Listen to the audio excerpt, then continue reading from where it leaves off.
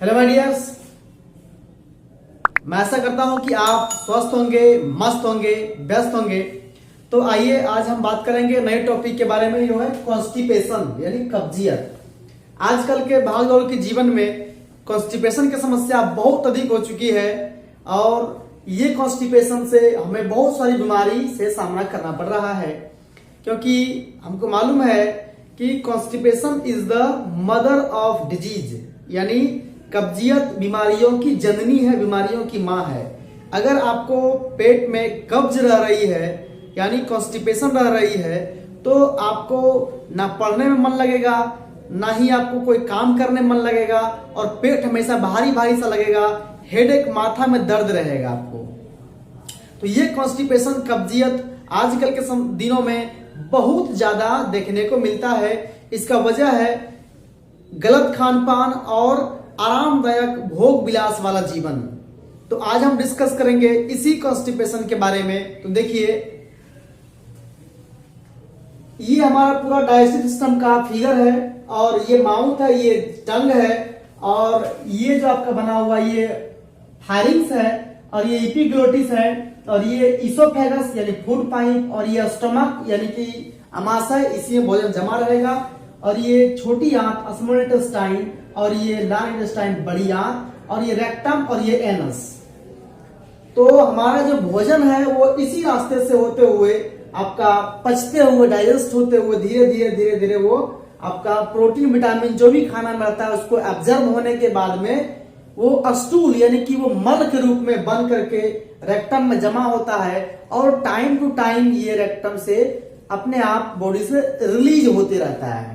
इसी पाचन की प्रक्रिया में अगर भोजन आपका इंटेस्टाइन में, आंत में जमा रह जाए लगभग 1 से 2 दिन तक, तो इसका वजह से आपको कॉन्स्टिपेशन होता है, कब्जियत होता है। इसका कारण समझेंगे।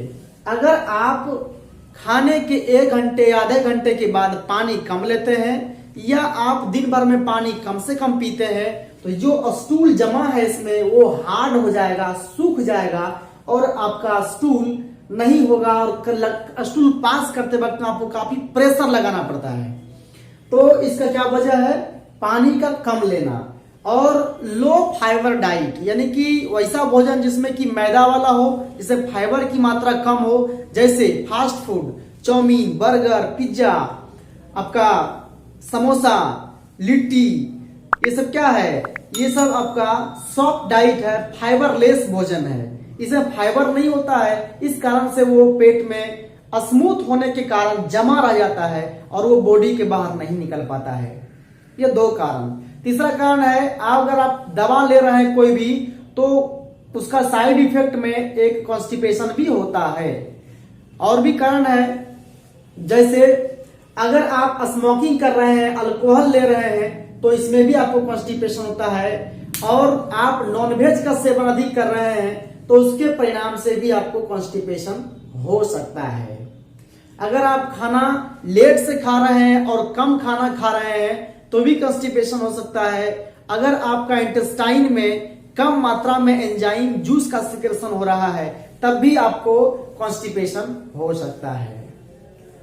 खाना खाने के बाद आप लेट जा रहे हैं, कोई भी काम नहीं कर रहे हैं, तो उसमें खाना एक ही जगह पर रह जाता है। इस कारण से भी कॉन्स्टिपेशन और अनडाइजेशन की समस्या से सामना करना पड़ता है। लक्षण में क्या क्या होगा? तो पहला लक्षण, पेट भारी भारी सा लगेगा, स्टूल पास करेंगे तो बहुत प्रेशर लगाना पड़ेगा, माथा में दर्द रहेगा और फ्लडस जो होंगे बहुत ही ज्यादा बदबूदार होगा, मुंह में इसका महक भी आएगा और पूरा इंटेस्टाइन आपका अस्त व्यस्त रहेगा। भोजन कम लगेगा, खाने का मन न करेगा और कुछ खाएंगे भी तो वोमिटिंग का टेंडेंसी बनेगा। माथे में दर्द रहेगा, खास करके ऑर्बिटल पेन, ये आंख के चारों तरफ आपको दर्द रहेंगे। तो इसके परिणाम से आपको ये सब समस्या को सामना करना पड़ता है।